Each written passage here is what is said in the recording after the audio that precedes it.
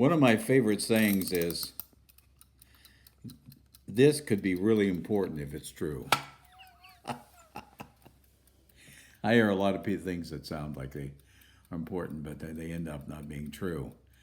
It could be very important to you and me if the answer to in our life is located in the questions we're asking. Can I give you an example? The other night, about 2 nights ago, one of our neighbors arrived at the door carrying a lovely dish full of bread pudding. Now, I haven't eaten bread pudding for almost 15 years. I used to love bread pudding when I was a kid and still love it to this day, but I haven't eaten bread pudding for 15 years. Why?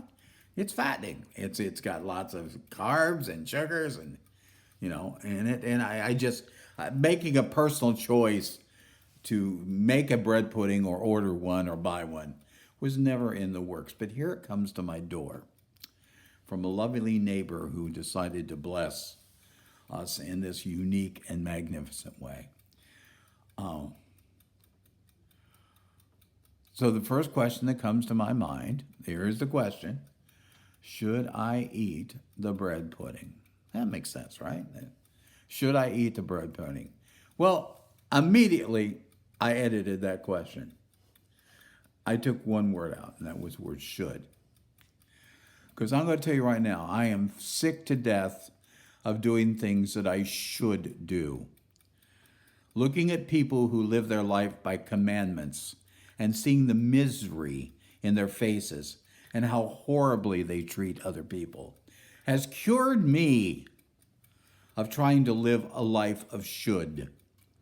I don't know whether I'll get to the judgment day and some God will say, you should have. Maybe. But should doesn't fit me well. So I changed the question. Will I eat the bread pudding? And the answer to that is very simple. I will eat.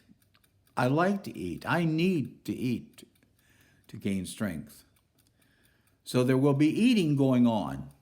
That part of the question is answered right there.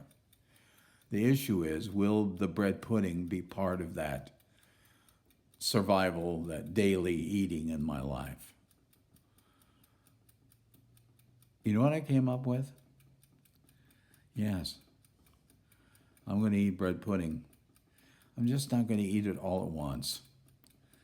I'm not going to eat all of it. I'm going to invite my friends in the household to be a part of this miracle. And here's how I'm going to do it. I'm going to allow myself 25 snack-sized bites. Just that lovely bite you take of something as you pass by. I'm going to have 25 of those over the next 2 or 3 days that I will allow myself, which, if accumulated, would be the equivalent of probably a serving or a serving and a half of bread pudding. And I'm going to spread them out. And I'm going to give me 25 of those, which is going to seem luxurious. And I'm just going to enjoy the hell out of that bread pudding. Because I found the answer within my question. Don't make it should, because that'll make me angry that I'm being withheld. Will I eat? Yes, I will eat. Could bread pudding be included in that? Yeah, sure. I can even say I'll have bread pudding instead of this. Or my snack of bread pudding here was used instead of this thing over here. But yes, there will be bread pudding, and I will eat it, and I will enjoy it, and I will bless that person who made that bread pudding over and over again for their generosity to me in this hour. Because when the answer is in the question, you know exactly what you're supposed to do.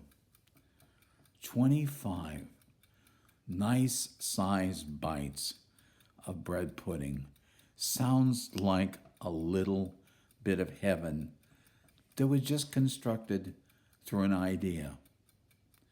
Right now, I'm on bite 10. I'm on bite 10. That means I got 15 to go.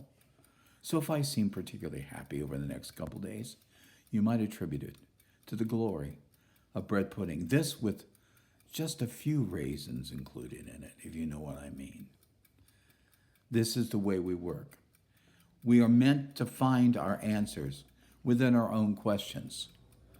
As we form our questions and we look at them, we find our answers. Knowing this, that everything begins in our heart.